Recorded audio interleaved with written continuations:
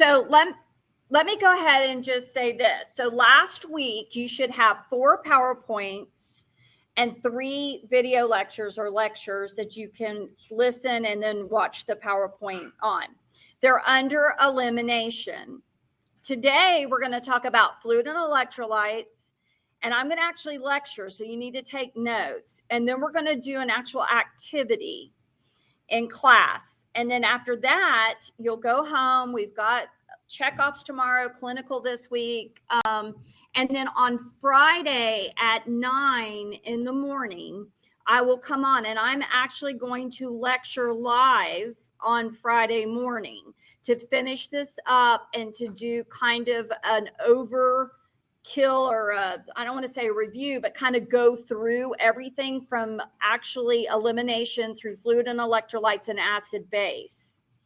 Now, on the assignment sheet, you got to sign the chapter for fluid and electrolytes.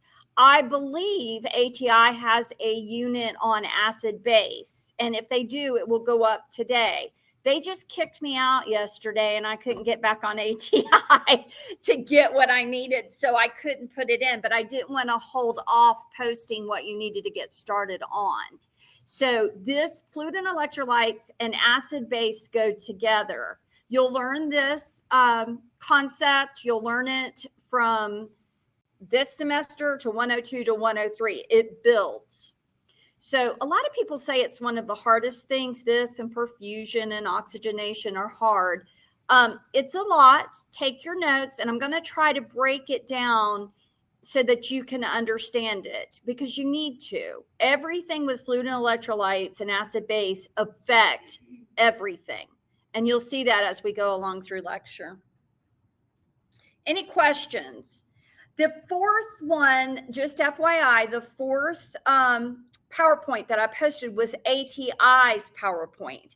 And I put it up, they provide it, I put it up for you to use to go back into your reading and your listening and all that mess, your videos and stuff, and write information in or use that as something to provide more information into the information you're taking as notes to study for tests. I will tell you the test on Monday, there will be 50 questions. There will be no calculations. You don't need to worry about that at this point in time. That Ms. Wallace can tell you when she's going to lower that boom. And then you will have 50. That will cover elimination, all of elimination, and all of fluid and electrolytes acid base. Okay, it's a biggie, guys. That's why I have you in person in class to listen to lecture, so that you know you're getting it. You'll be able to listen to this recording. It's being recorded. It'll go up under the collaborative recording, so you'll be able to access it again if you need to listen. And then I will probably post, I have something else posted on YouTube that you can listen to too that can help. Same stuff, no biggie. So anyway, saying all of that, let's get started.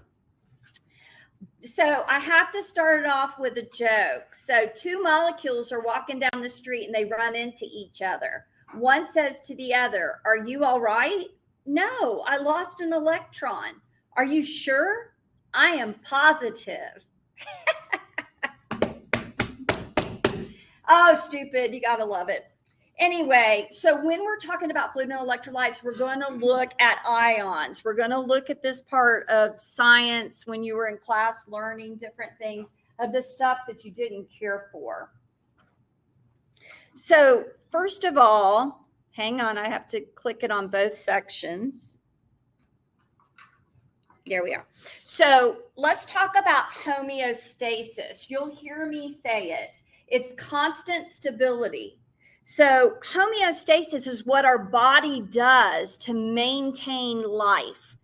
We do everything in our power to fight and get done what we need to do to survive. Our bodies are made to do it. That's why people who get very sick, they'll start, if they have chronic diseases that last for a very long time, they're the ones that will learn their bodies will compensate, and they'll do lots of things to try to make it right. It's continuously working to provide homeostasis so you can stay alive. So body fluids are constant and in constant motion, transporting nutrients, I can't read today, electrolytes and oxygen to cells. They also always carry away waste. So the thing that you have to understand, you learned about elimination, right? We create urine, we create feces, it's our waste. But a lot of stuff happens in the kidneys, a lot of stuff happens in the GI tract, and then that waste comes and we have to get rid of it. If we can't get rid of it, we'll become toxic. Will we have homeostasis if we can't eliminate? No. No, we won't have homeostasis. We can die. We'll become toxic and we can die. So this is so important to understand that the whole time, anything that we are doing that affects our bodies, like what we give medicines, treatments, whatever we're doing, it's going to hopefully help bring everything back and we'll have homeostasis. That's what our bodies are trying to do. Does that make sense? So just so you know, I keep wanting to hang on. So water, it's also known as H2O, right, in the chemistry world. It is so vitally important because we are 70% water. Human beings, we are made up of water. We have to have fluid. It isn't something we can go long without, right? You can starve for how many days? Anybody? You can starve for weeks before you'll die. It's only a matter of what? A few days. If you don't have fluids, you'll die. If you don't have water, you'll die. You've got to have it. Do y'all remember the movie where he drank his urine? The guy that got trapped in the cave with his arm, he ended up cutting his own arm off and all. I can't even imagine. But that's not exactly a good way to survive because our urine is full of stuff and you'll find that out. So it's important for life. We have to have it. It carries nutrients and waste products. It brings it into what the cells we need. It takes it away. It deals with food digestion. You can read this. I don't want to read it all, but it lubricates and cushions our joints, eyes, spinal cord. It aids in regulation of body temperature, and it maintains our blood volume.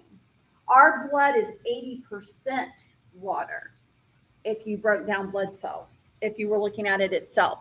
So we have to have it or we'll die. We cannot maintain homeostasis. So that's why it's so important. So as we start to talk about fluid, and we are, and electrolytes, the electrolytes are going to impact what our fluid does in our bodies.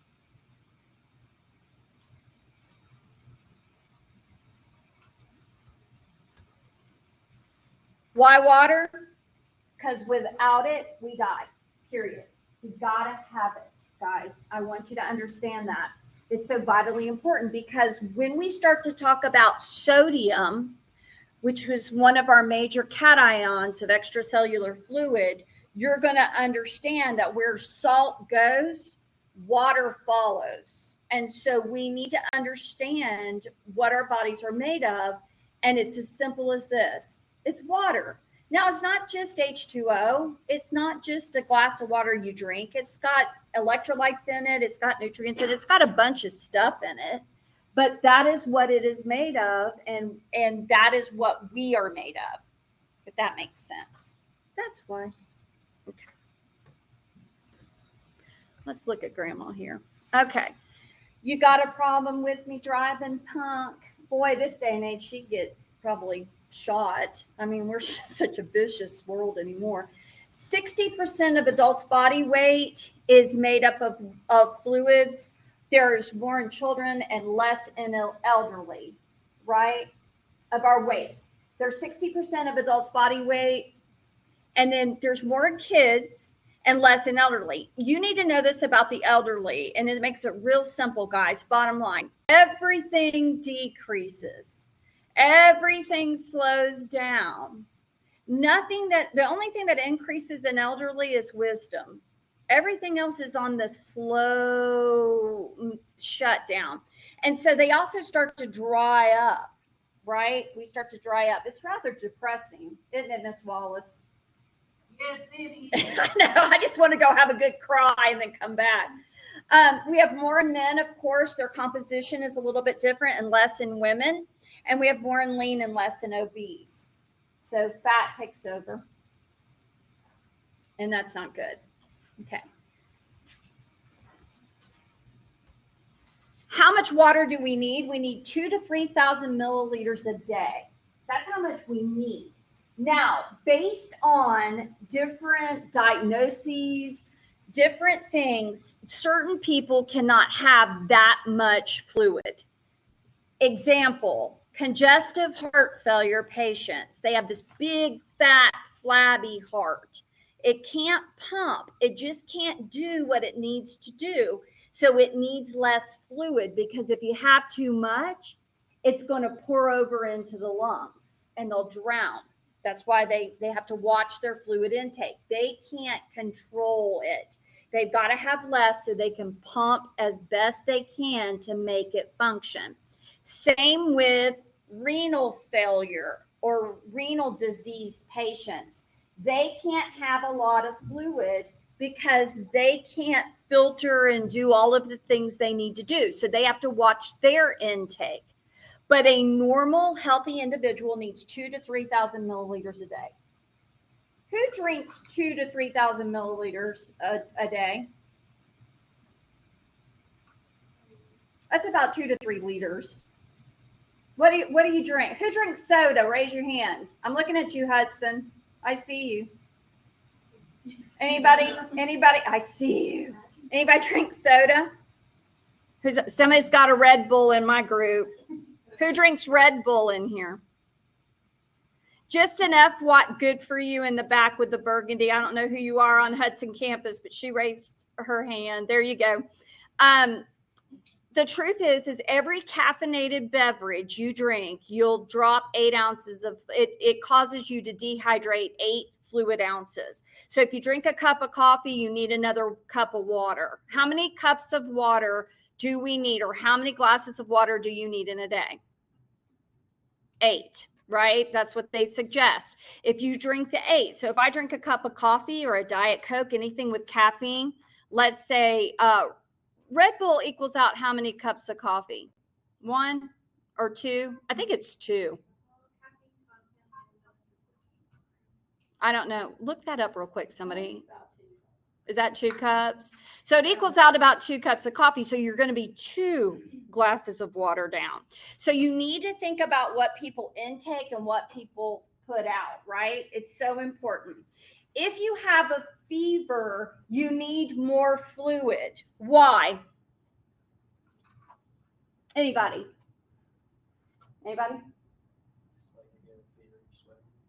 Yeah, good. Tanner said if you have a fever, you can sweat. You can lose volume through sweating, and we do.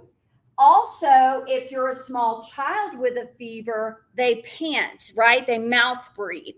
So if they're really hot, it's almost like a puppy. I'm not comparing humans to dogs. Please don't be turning me in, saying something ugly. I'm not saying that, but what I'm saying is baby's mouth or little infants will mouth breathe. So if they get a fever, they're right, they cry a lot, all of that, they can lose this insensible volume loss. Also with a fever, we have an increase of metabolic need. We're burning energy, guys, with a fever. The body's burning it. So we need more fluid. It's going to use up what it's got as a resource to try to fight the fever. Because what are we trying to do? Maintain homeostasis, right? So the body's going to try to do everything in its power to hopefully fight the fever and make you better. But we do have an increase for volume. There's a need there. If you have an increased metabolism, you'll need more. And it is found in watermelon, cucumbers. We don't necessarily have to drink it. We can eat it. So there's different things. But on this slide that you're looking at, isn't he cute in the little cup? He's so cute.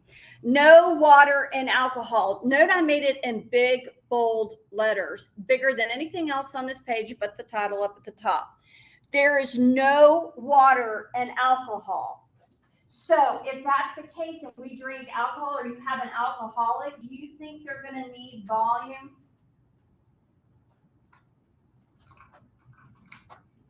Anybody? Yeah, they're going to be so dehydrated, it's not even funny, because their intake is something that has no water value at all. So just think about that too. If you're out for the evening, what do? If you drink alcohol, there is no water in it, and then you don't drink any water. Will you be more impaired? Probably. Yes. Just good old basic. You know it. You're going to the club, whatever you do nowadays. We used to go to the club back in the day. That shows you how old I am. And then, what would you do? Well, if you were smart, you'd have one cocktail and then you'd have a cup of water, right? You chase it with water. But if you're not, then you're the one being drug out of the club with your buddies in hopes of throwing up in the parking lot, right? Not good times had by any.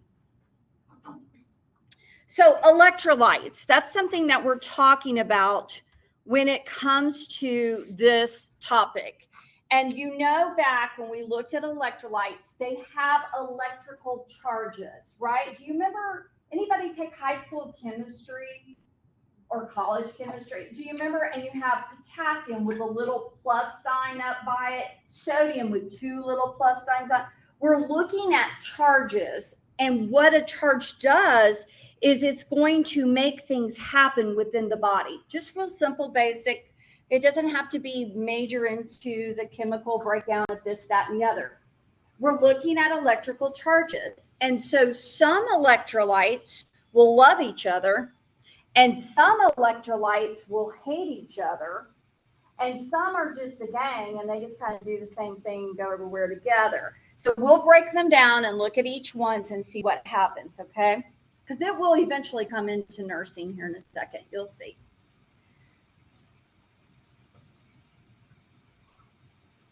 So the first electrolyte that we're going to look at is sodium.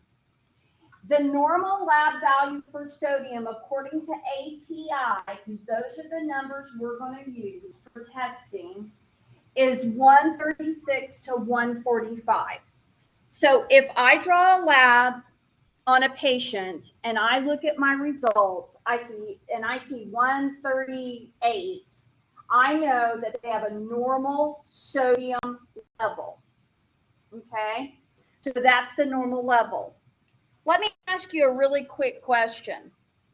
If I'm drawing labs, if I'm sticking a needle in a patient's vein to get blood work and send down to lab to result my sodium and potassium, magnesium and calcium levels, where is this electrolyte? Where am I finding this electrolyte? It's in the blood, isn't it? It's circulating. And that's important to understand because we're going to talk about sodium and potassium and what they do.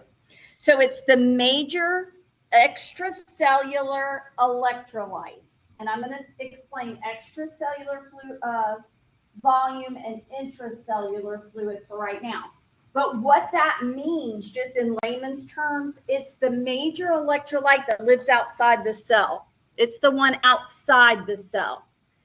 Because in your notes, you're going to hit potassium, and it's the major cation that lives inside the cell. Okay? So sodium, though, controls and regulates water balance. It is so, so important that you understand that. Wherever sodium goes, water follows. It is just like water is a stalker. And if sodium goes down the road, water's going to follow. If sodium goes around the corner, there's water. They come into the classroom, there's water. I mean, wherever sodium goes, water's going to follow. And that's important to understand. So if we have tons of sodium outside of the cell, then we have fluid water's going to follow it, right? If we have tons of sodium inside the cell, water's going to follow it. It wants to follow. It determines whether water is retained, excreted, or moved. That's what sodium does. Any imbalance you usually will have neuro issues. Two things today I want you to remember, no matter what, till the day you pass away from being a nurse, because you all are all going to become nurses, is that sodium causes neuro problems, it's neurodeficits, and potassium is cardiac. Those are the two things you should think about. So if you have anything dealing with potassium, we think cardiac, heart, and we'll talk about that a little more. When you think sodium, we think neuro and brain, because it really can affect the brain.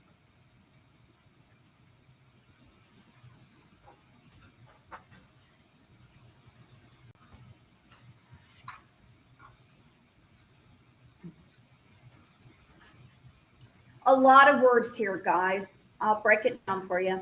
It is, I've already said it once, it's the most abundant electrolyte, and extra ECF is extracellular fluid. It's 90%. Wherever sodium goes, water is going to follow. That has to do with osmolality. You'll hear me say you can hear osmolarity or whatever, and osmolality. They're about the same thing. So if you hear osmo, it means the same thing. And that is just concentration. That's what we're looking at, is concentration of where water is. It deals with acid-base balance. It will buffer the base sodium bicarb. Just note it. Kidneys regulate sodium reabsorption or excretes the hormones. So our kidneys are our main regulator, guys. The kidneys play such an important role in our body. But the one good thing is we have, and you found out in this last week, we have 2 kidneys, right? We can live with 1 kidney, and we now can be in total renal failure and be dialyzed, where it'll clean up all this. It does the filtering for us, and we can be okay. There will come a point when people that are on total renal failure, they'll pass because they have no longer access to dialyze them. That's what happens. They run out of places. It's really sad, in my opinion. But anyway, it also aids in conduction of nerve impulses, and it helps control muscle contractility. And we get it, you obtain it in the GI intake. So real quick, now I'm going to do it in layman's terms for you. Those are kind of big terms. Let's do it in layman's terms. So how do we get salt? How do we get salt? Food. We eat it, don't we? We get a lot of it from food. Matter of fact, we're probably one of the saltiest societies out there. How we sustain food out there on shelf life and stuff deals with sodium. It makes it taste good too, doesn't it? So you got all this salt that helps keep it from rotting, the food. And then what do? We pick the good old salt shaker up, right? And salt. So we get it from food. And so it lives in our body. It lives through all of these things. We can add salt through that. We can give sodium or salt IV. So as you start to get into the clinical of acute care, when we start to go to the acute care setting, you're going to start to see bags hanging. Even if you're not doing anything with those bags, even if you're not changing them or hanging a new one, because that's what we do next semester. But you need to go in and look at what's hanging on your patient, because all of that plays into a role of what's going on at a cellular level. We don't just hang normal saline just for kicks and giggles. And we'll talk about it here in a second. So we can give sodium through IV if needed. Okay, here we go. Let's talk about foods. Let's talk about foods, baby. So foods, processed and preserved foods. Cheese, processed cheese, luncheon meats. How many people buy any of those? They're filled with nitrates and sodium. Snack foods, right? All of that stuff. Junk food is full of salt. The next time you sit down to eat something, and I eat it, guys, now I'm not like getting on to you for eating it. I'm just telling you to be aware of what you're doing, is take a look at how much sodium you have. How much sodium have you eaten? Canned foods, meats, soups, vegetables, of course, bacon, ham, sausage. Why pork products like that? What do we do to them? Wait, who said what over here? We cure them. We cure them. That is correct. And curing them is what? We salt them, don't we? We pack it down, right? So that it creates. And it. Have you ever noticed with ham, when you eat ham, what do you want to do? Drink water, don't you? You're thirsty. Anything you eat of this, or you eat something super salty, what do you want to do? The other thing you need to realize is in sodium is in condiments. Ketchup is full of it. Mustard. Start looking at everything. Salad dressing. Start to look at sodium content. Now, you're healthy young people. You guys are healthy young people. But we'll have patients that are not healthy, who have issues and problems and need to be sodium restricted. If that's the case, then we need to do what? Help them with their diet. Do you think it would be difficult? How about you on Hudson? Why would it be difficult, Hudson crowd? Anybody? There's no wrong answers with me, by the way. Why do you think it would be difficult for someone today to deal with trying to eat low sodium? Not a lot of low sodium foods to provide. That is correct. Who said that? Yeah. Hey, Red Bull. Tell me your name. Aurora. Oh, Aurora. Hey, Aurora. Very right. Very true. Red Bull. I love it. And you got the shirt on to just sell it. Definitely. It's difficult by what's offered out there. When you go to the grocery store this next time, start to pick up product and look. Even foods that are supposed to be low in sodium, take a look at what's in them. Take a look of how much salt's in them. And then my next thing, has anybody ever eaten low sodium foods that are out there? I'll just go on record to tell you, they're awful. It's nasty. You're like, and then you're like, what am I going to do? So doesn't taste good. So you get an older person that's been eating the same fried potatoes, meats, all those things that they've eaten all their lives. And then you tell them you can't eat salt. What do you think they're going to do? So their little wives or husbands will go out and buy low sodium food for them, bring it home, and they start to eat it, and it doesn't taste good. What are they going to do? Pick up a salt shaker, aren't they? They're going to then salt the food to make it taste better and pepper it. They're going to put whatever on it to make it taste good. So we need to think about these things, but people don't realize how much sodium's hidden in stuff. Cookies, anything like that out there that's packaged. Seafood and table salt, of course.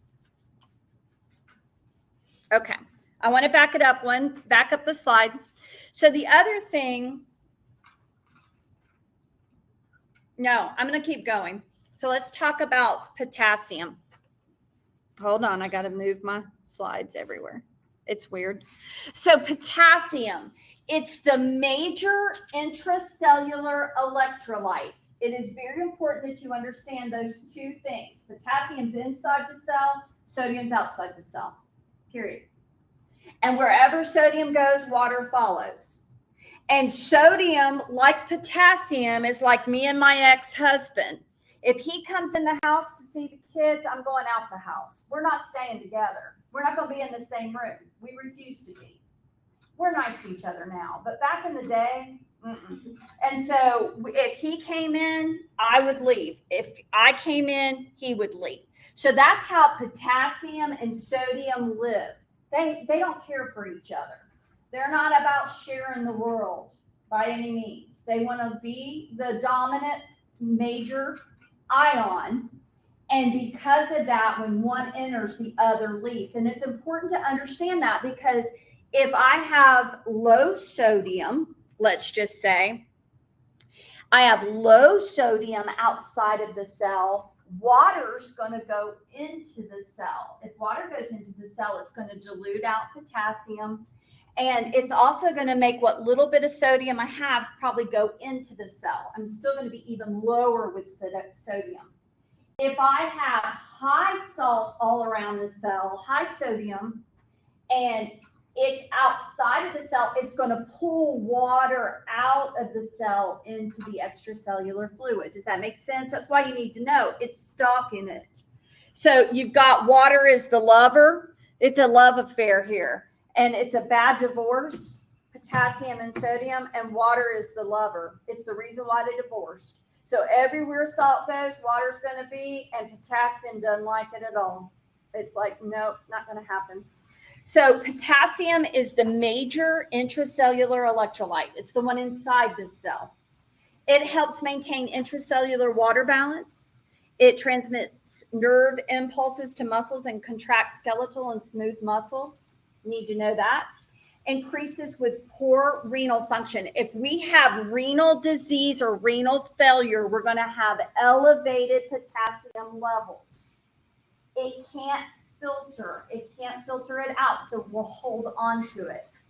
That's why we have to look at our potassium levels if we have renal issues, especially if we're going to give medications. If we start to give diuretics, it's going to play a role.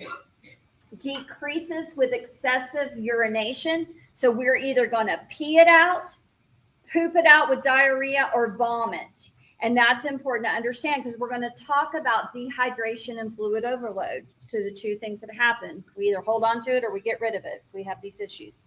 Imbalances can cause cardiac problems. When you hear potassium, you think cardiac, because anybody with abnormal potassium levels can have major cardiac events. It causes dysrhythmias. It causes abnormal rhythms of the heart. Yes, Bren? Is the 3.5 normal? Yes, your lab level you need to know. You need to know it. It's not a choice. It's not going to be given to you for the test. You need to know that sodium is 136 to 145. Potassium is 3.5 to 5. Anything under 3.5 is hypokalemia. Anything over 5.0 is hyperkalemia. So we either have a high potassium or a low potassium.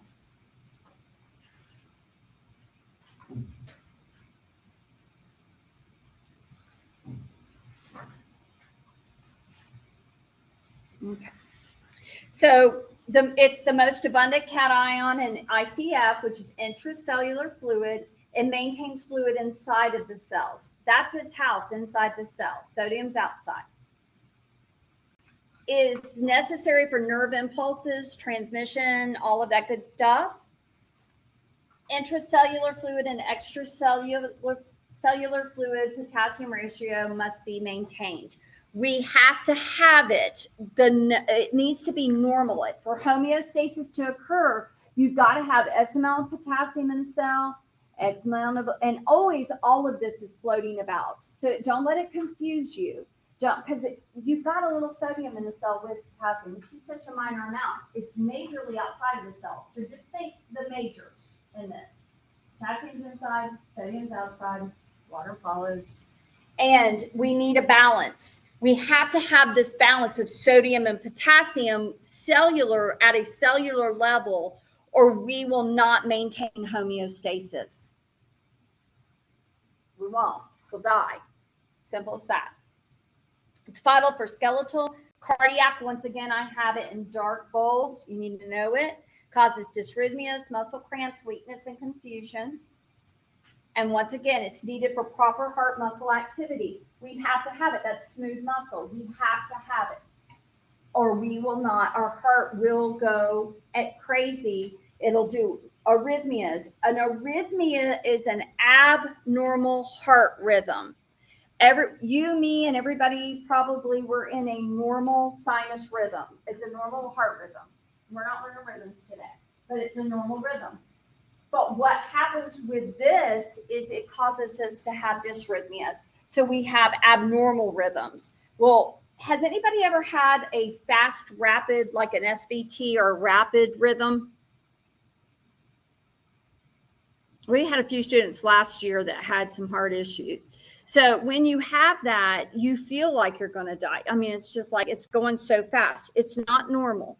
We need a normal rhythm. And if our potassium's out of whack, it's not going to happen.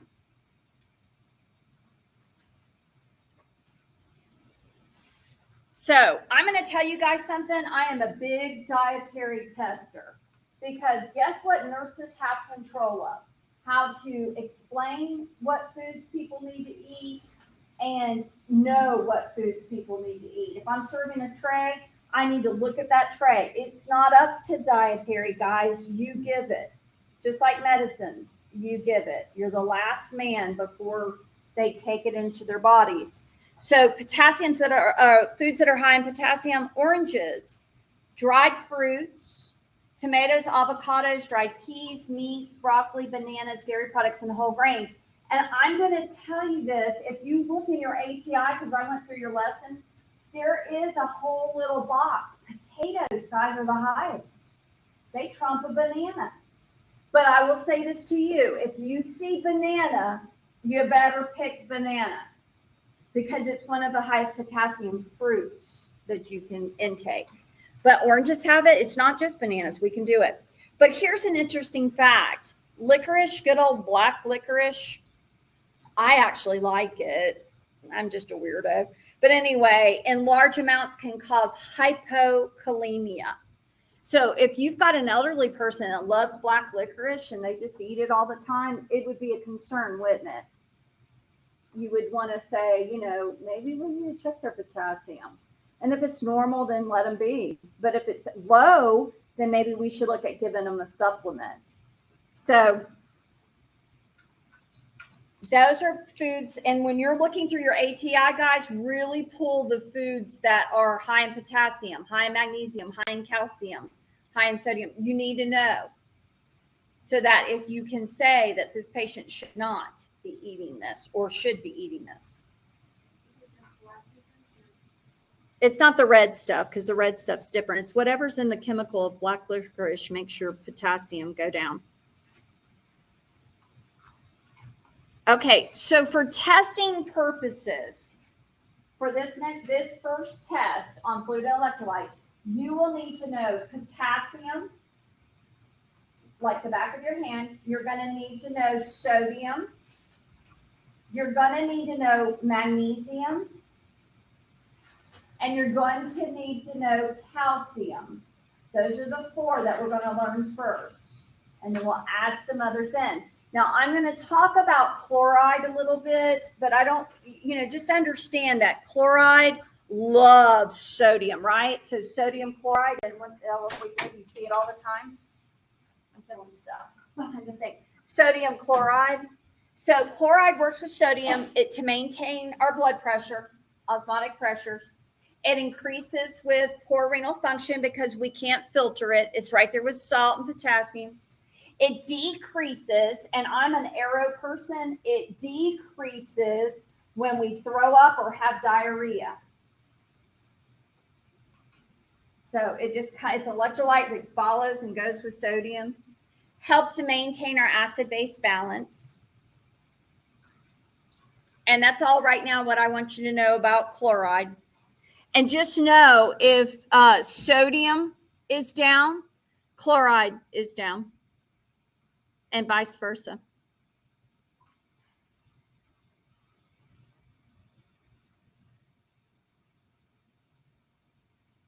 It's not a big hitter. The big hitters are the four we're going to talk about. So, and I'll be honest with you, I looked up, let me double check on my phone, because I looked up on ATI because the numbers change.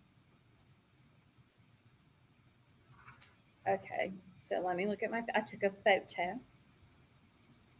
Let's see, calcium. Yeah, it's correct.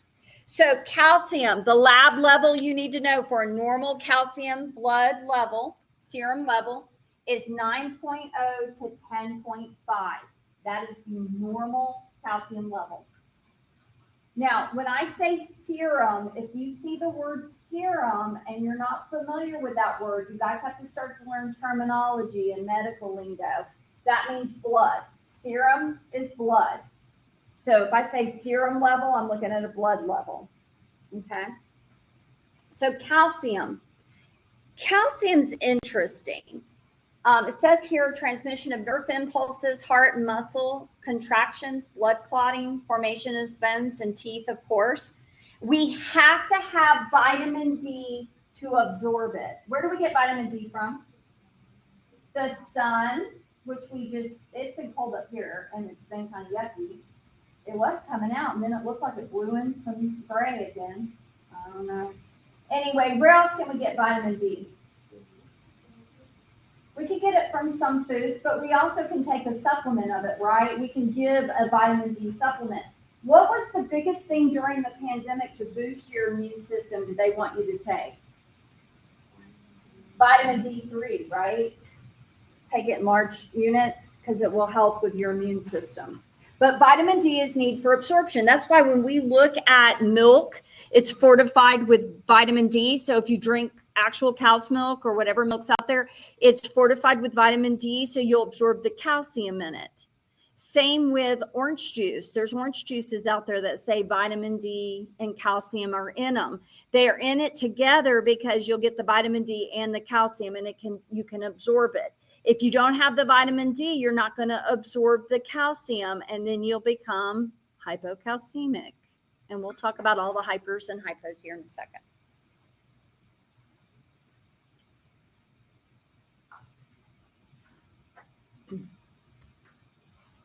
I know it's fun, isn't it? So calcium, it forms bone and teeth. We've got to have it. We do not give, you learned in growth and development, we do not give cow's milk to children under the age of 1. They cannot, they need to have the supplement so that they can get and need for the forming of their brain and bones and everything else. Aids in clotting of blood.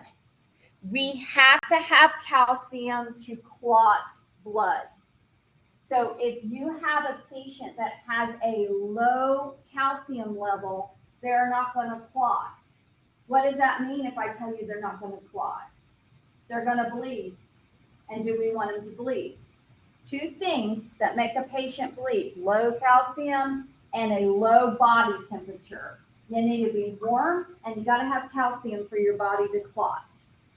If not, you're going to bleed, and we don't want that. So we have a surgical patient comes back to us.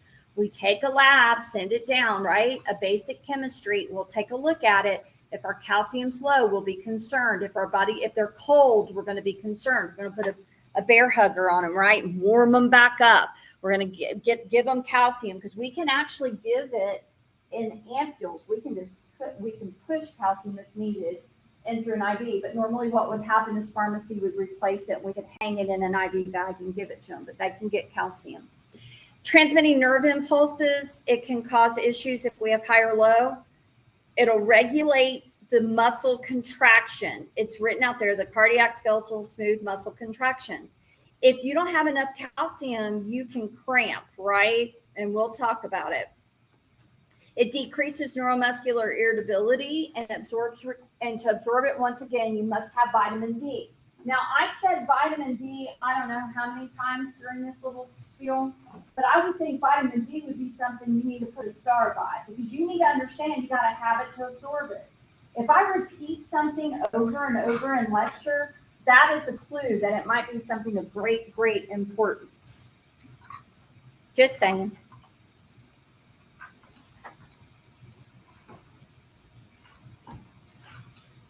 Okay, phos. Now, phos is another one. You don't have to memorize that lab value at this time. If a question comes on the test for phosphate, I will have the lab value for you. It'll look just like this. It would say phosphate, PO4, 3.0 to 4.5. So you'll know the lab value. But for sodium, potassium, magnesium, and calcium, no, there will be no lab value. You're going to have to know that lab value, okay? But phosphate, 3.0 to 4.5, balance is intertwined with calcium. So calcium and phos go together kind of like sodium and chloride go together. It's like we go together like sha-la-la-la-la-la. You know, you have your best friend, right? But it's an inverse relationship. So if calcium is high, phos will be low. If you see inverse, if you ever see that or understand that, it means it's opposite. So if my calcium's high, phos will be low on my lab value.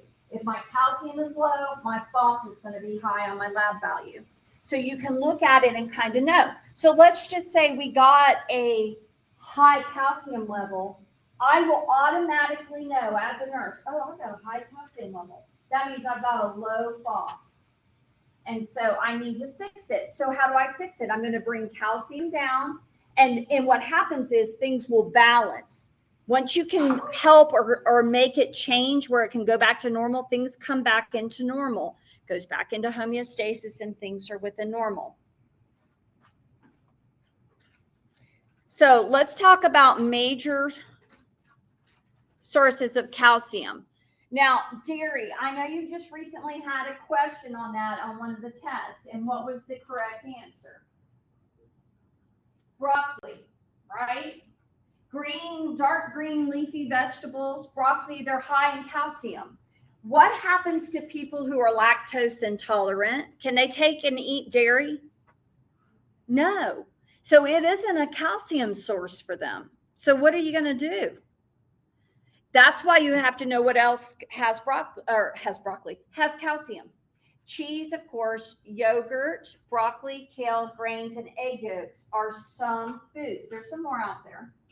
But I will say this, you can be lactose intolerant, not all, and I'm not a doctor, but I know that some people can tolerate goat's milk and goat's cheese because of the breakdown of it or whatever's in it. It doesn't seem to irritate their stomachs. So a lot of them will go that route.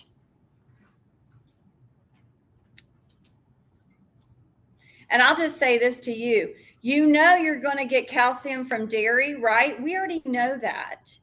And even though I know I have a wonderful student that I love dearly that wanted to say cheese on her hamburger, I'm not looking. I get it, but there's not enough cheese on that to give you enough calcium, unlike broccoli. And if you eat cheese like me, you probably would, but that's not the norm. It can't be your personal, guys. It's got to be what it is, okay? I had to say it. Cheese is on there.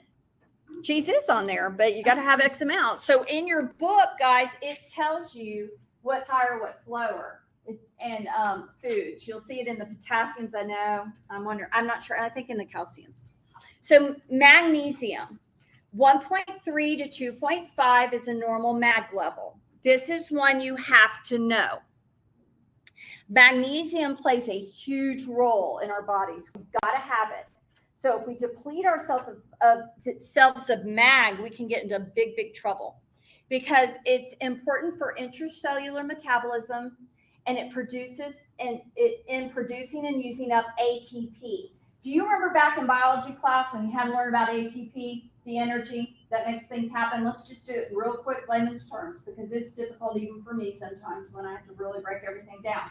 So ATP is the energy that makes things happen. Magnesium plays a role in this. It's important. So if our mag's down, then our energy, the ATP that makes all the cellular stuff happen, it's not going to happen. Promotes carbohydrate, fat, and protein metabolism. It powers, and the ATP is what powers that sodium-potassium pump. Now, if you don't remember that about the sodium-potassium pump, go back and kind of think back into your days of your anatomy physiology, right? Because that's where that all was explained to you. The trucks pick up everything, remember that, and all that, and this is what happens, and sodium and potassium, and it creates all of this energy. So I want you to just think about it, but just know magnesium powers the sodium-potassium pump. It regulates cardiac function, everything has to do with nerve impulses, and we're going to learn what it does to nerves. Relaxes muscle contraction, and it has the foods that you get mag from are whole grains, nuts, dried fruit, green leafy vegetables, dairy products, tuna fish, and chocolate. Woo! We can eat chocolate and say it's healthy. It's on the diet. I need it. My magnesium's low. I need it. I'm going to have to start using that at home. I'm going to say, Tim, my mag's low. I got to have some chocolate. He'll be like 20 pieces later. I don't think so. Your mag's not that low, is it? Probably not. So those foods are good to definitely know. Tuna fish, what a good one to get mag out of, right? What's our worry about tuna fish, though, for people eating tuna? Not necessarily sodium, it could be, but I don't think there's much sodium in it. Like yeah, because they have it just in water. It depends on what it's in. But our concern is what? Where the fish, how the fish are farmed, right? And what do we worry about with fish? It's a mercury. Thank you. Mercury. It's a metal, right? We have to worry about it. So people can't just eat tuna every day. We have to be very careful. Even though I like tuna, it stinks, but I love it. Okay. Other tests that we look at, we're going to come back to all of this, guys, probably 20 million times. You'll be like, I hate you, Dr. Belial. I'll be like, it's okay. Okay, other tests we're going to look at. BUN, that is important to look at, 6 to 20, and creatinine. This is telling us our kidney function. When we look at this lab value, these two lab values, we're going to know what our kidney function is doing, and it's based on hydration. So if we have alterations, we can be overly hydrated or we can be dehydrated, right? So one of the things we're going to look at is the BUN and the creatinine to tell us, is our patient dehydrated? So we'll look at that when we talk about dehydration. Hematocrit is another test that we can see. If it's 42 to 52% males, you don't need to know these percentages. Just know that, notice that in males, it's always a little bit more, right? It can be. And same with females. Always when it comes to things, usually males are a little bit more, there's a little bit more fluid, a little bit more muscle, a little bit more all of that. We're just built differently. And then total protein, or your albumin. And albumin is what pulls fluid. We need albumin. So we'll look at a total protein and an albumin level on the labs to see. And if they don't have enough albumin, we can give it. And it will pull volume. You might see a BUN or a creatinine. You don't need to memorize numbers right now. You don't need to. On BUN and creatinine, you don't need to memorize those numbers right now. The numbers I want you to memorize are the ones that are the electrolyte levels. But you need to know what they do. And if given these levels, then you're going to have to know why and what's going on.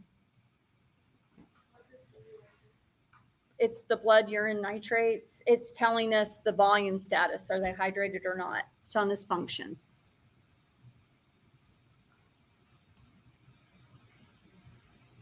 Okay, we've been going for an hour, so let's take a 10-minute break, and then we'll come back in and finish up this lecture. We're halfway through it. It's painful, but it'll be okay. It's going to come together. I promise you it will. Been teaching this for 8 years. It'll come. It'll come, folks. I don't want to stop sharing. I just want to stop the recording.